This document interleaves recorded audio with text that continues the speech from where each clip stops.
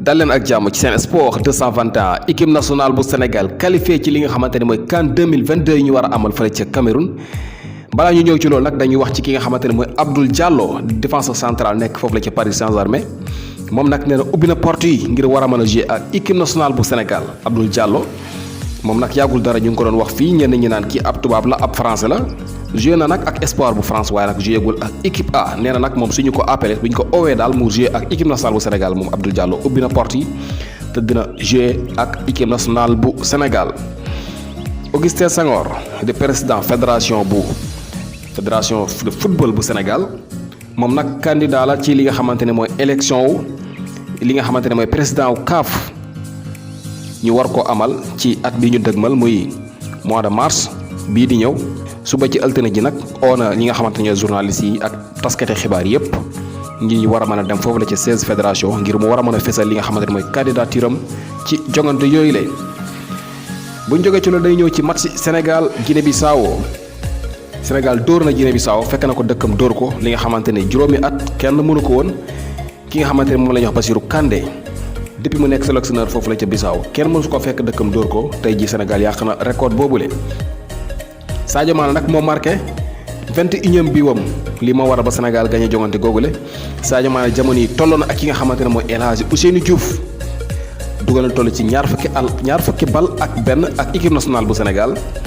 passé na romb na ki nga xamante ne mooy Jules François Bocandé kon Sadio Mané fu mu teg bët jamono yi mooy kii di Mamadou Niang ak Henri Camara nag mooy meilleur buteur ci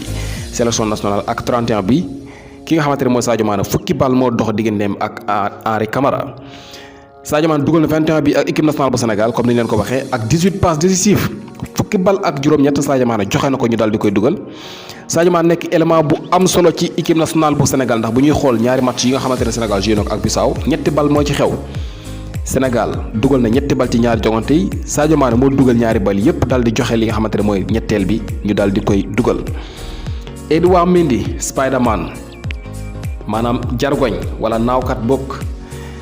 dafatina beneen jaloore ndax 9 sélections yi nga xamante ne am na ko ak équipe nationale bu Sénégal am na ci 7 clean sheet tey Edouard Mendy am na li nga xam ne mooy 7e clean sheet am mooy juróom-ñaari match yi nga xamante ni góolu na ko ci équipe nationale bu Sénégal te encaissé wul benn bal 9 match la fi góolu moom Edouard Mendy waaye encaissé ñaari bal ci ñaari jongante ñaari match yi nga xamante ne benn bu ci nekk encaissé na benn bal su ko mooyee yeneen juróom-ñaari match yi ci des yépp Edouard Mendy clean sheet la am muy encaissé wul benn but. Edouard Mendy mii nag tey sax bokk na ci li ñu sauvé ba ñi nga xamante ne Bissau jiituwuñu ndax bett nañu ko ak benn bal bi nga xamante ne bu duggoon rek Sénégal dina jafe lool ci moom ngir mu war a mën a dab ñi di waa Guinée-Bissau.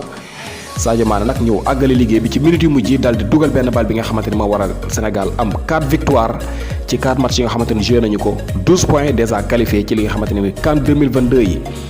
ki nga xamante ne nag mooy Kalidou Koulibaly du mën a bokk ci ñaari match yi nga xamante ni Sénégal dese nañu ko muy contre Congo ak Eswatini ndax dafa am suspension ñaari carton jaune la am moom capitaine bii di Kalidou Koulibaly